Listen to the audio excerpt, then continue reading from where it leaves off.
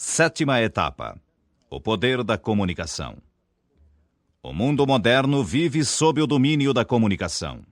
Daí a necessidade imperiosa que o homem sente de se comunicar, primeiro pela linguagem falada, depois pela linguagem escrita. Sabe da importância do que é escrito a fim de documentar suas ideias. O pensamento latino verba volant scripta manent, as palavras faladas voam, as escritas permanecem, vem ao encontro da prova documental. A palavra comunicar, afirma o Itaker Penteado, vem do latim comunicare, com a significação de tornar comum. Comunicação é convivência. Está na raiz de comunidade, agrupamento caracterizado por forte coesão, baseada no consenso espontâneo dos indivíduos. Consenso quer dizer acordo, consentimento. E essa acepção supõe a existência de um fator decisivo na comunicação humana. A compreensão que ela exige para que se possam colocar em comum ideias, imagens e experiências. O jornal, o rádio e a televisão unem os homens pela comunicação, pela cultura, pelo ensino. Hoje, as notícias correm céleres, atingem a todos os pontos cardeais com grande velocidade. Podemos sentir os efeitos desse milagre de comunicação em nosso país, do Acre ao Rio Grande do Sul, graças à Embratel. O homem de nossos dias não pode isolar-se, deixando de se identificar nos momentos necessários. Tudo ao seu redor é comunicação, num veemente apelo à sua palavra falada e escrita. Os jornais divulgam todas as informações e abrem suas colunas às cartas dos leitores. As emissoras de rádio e de televisão vão ao encontro das pessoas nas ruas movimentadas das cidades, procurando ouvi-las através de perguntas interessantes e entrevistas sobre assuntos palpitantes em plena via pública. Os radialistas e tevelistas procuram despertar o interesse por uma expressiva comunicação, dando a palavra às pessoas que passam no trabalho libertador de todos os dias. Não se admite, pois, o isolamento do homem moderno. Ele tem necessidade de identificar-se, de transmitir o que sente e o que pensa. Consequentemente, é de importância vital que você faça valer a sua personalidade através de uma comunicação inspirada na simpatia e na empatia. A empatia é assim conceituada por Aurélio Buarque de Holanda Ferreira. Tendência para sentir o que se sentiria caso se estivesse na situação e circunstâncias experimentadas por outra pessoa. Nós complementaríamos dizendo tratar-se da técnica de saber se colocar, sem emoções ou sentimentos, no lugar de outra pessoa, procurando encontrar explicação para as atitudes dela que fujam ao senso comum e normal. Na simpatia, existe sempre um sentimento emocional muito forte envolvendo o julgamento, tornando o indivíduo tendente a ser capcioso. Ninguém condenaria friamente a pessoa que ama.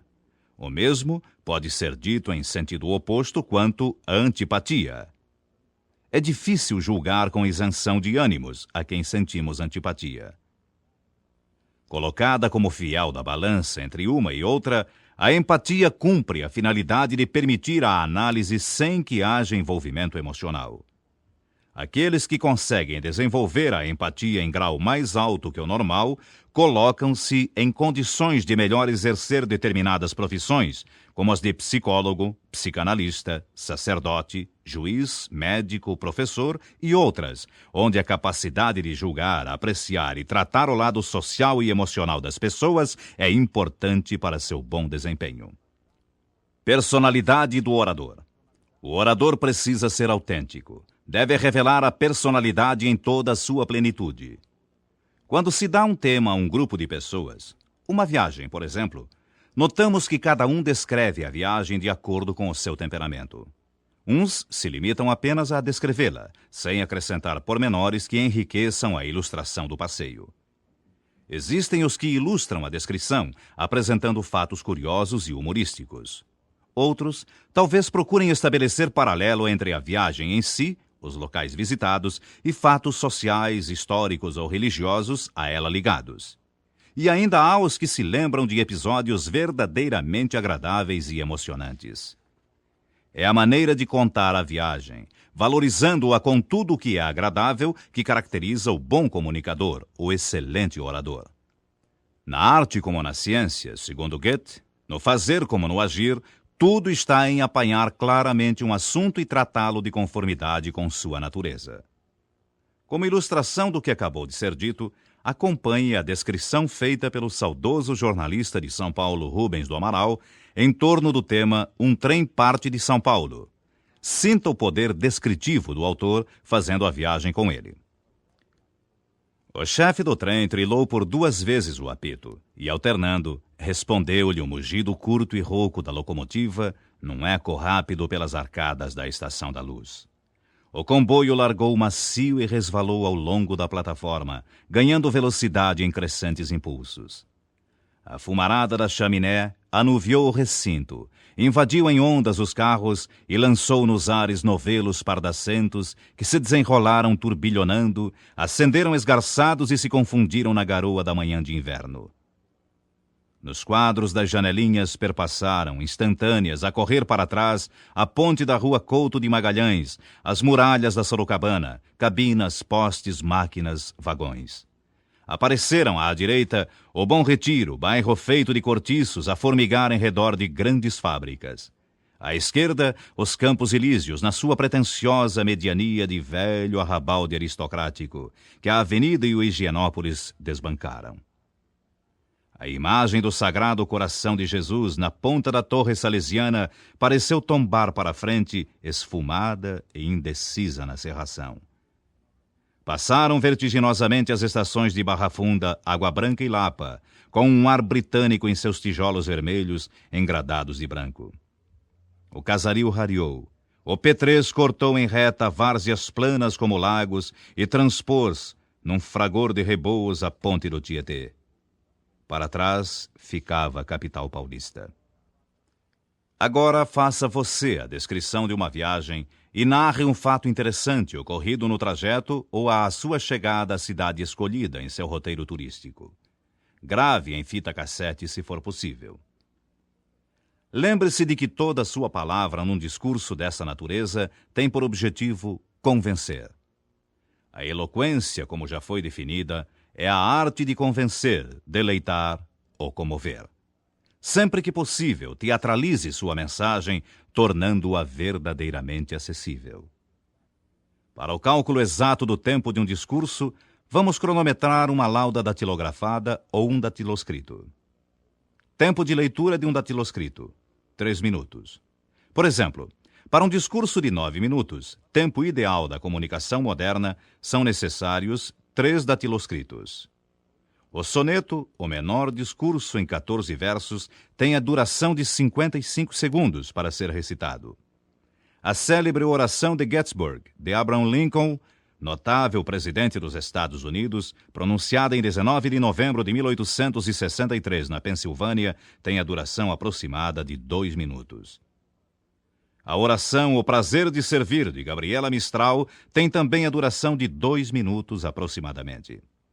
A fim de que possam fazer parte de uma pequena antologia de célebres discursos, vamos oferecer os textos completos da oração de Gettysburg e de O Prazer de Servir. No final do manual, você vai encontrar um suplemento antológico onde, entre vários outros textos célebres, poderá localizar a oração de Gettysburg e O Prazer de Servir.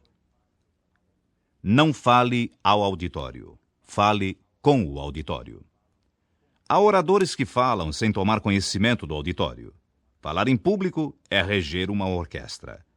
O orador é o maestro e o auditório é a orquestra, representada pelos presentes à conferência ou à palestra. Todos são instrumentos da comunicação. Se não houver uma sintonia, reciprocidade, um acordo entre orador e assistência, a comunicação não se realizará. Existem oradores que apreciam o solilóquio, o monólogo, a fala consigo mesmos. Não tomam conhecimento do que se passa com os que foram convidados para a palestra.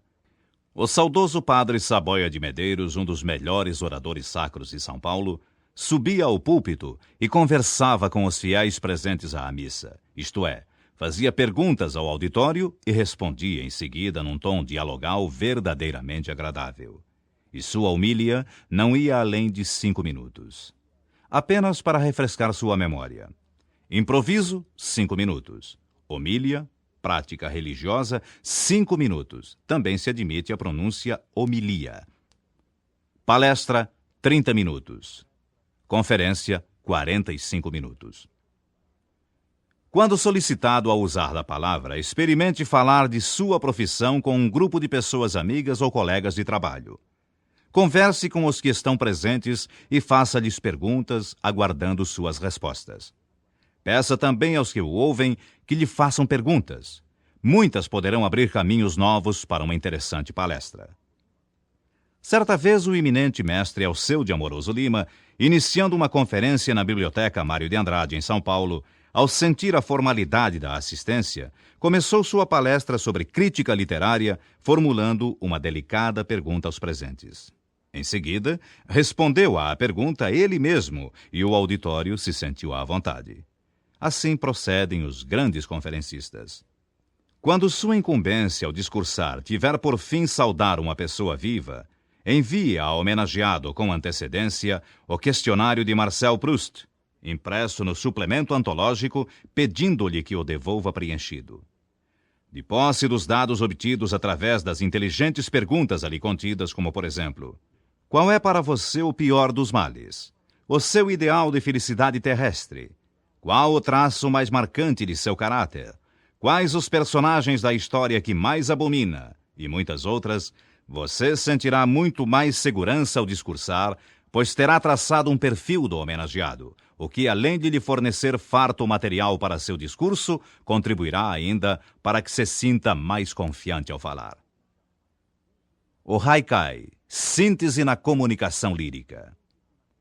O Haikai, criado há 3 séculos no Japão pelo grande poeta Basho, considerado por muitos o mais admirável representante da poesia no seu país, tem sido tentado por muitos poetas ocidentais, seduzidos pela sua extrema concisão de forma, breves poemas de 17 sílabas.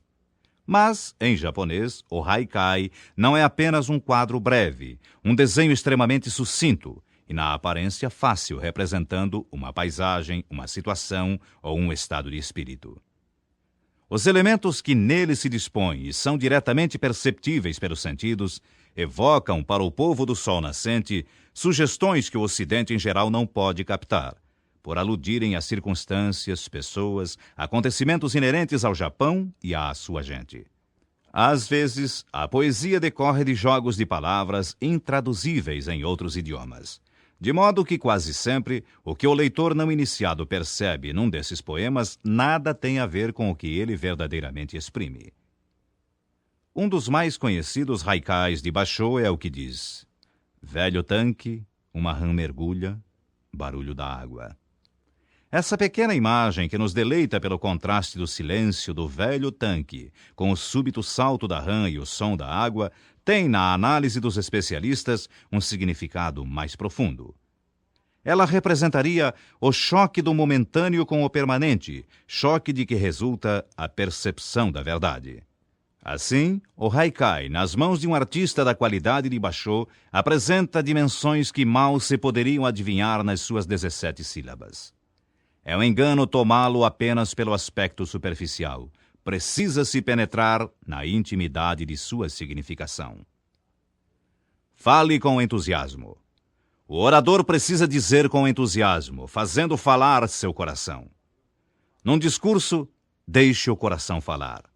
O auditório sente o entusiasmo do orador e também se entusiasma, se anima. Há uma íntima ligação do comunicador entusiasta com o auditório que o escuta. Um bom orador deve ser dramático para comover, para convencer. Em seu discurso, narre uma história verdadeiramente emocionante e demonstre sua sensibilidade ao contá-la. Para testar seu grau de capacidade atual de ser entusiasta ao contar um fato, leia com bastante vibração em voz alta a belíssima página antológica Os 3 Talismãs, de Teodoro de Moraes, que agora você vai ouvir, e sinta a força extraordinária da mensagem. Que é preciso para aprender? Perguntou um filho ao pai. Para aprender, Para saber e para vencer, respondeu o pai, é preciso buscar os 3 talismãs: a alavanca, a chave e o facho. E onde encontrá-los? Interroga o filho. Dentro de ti mesmo, explica o pai. Os 3 talismãs estão em teu poder e serás poderoso se quiseres fazer uso deles. Não compreendo, diz o filho, cada vez mais intrigado. Que alavanca é essa? A tua vontade. É preciso querer, é preciso remover obstáculos para aprender. E a chave?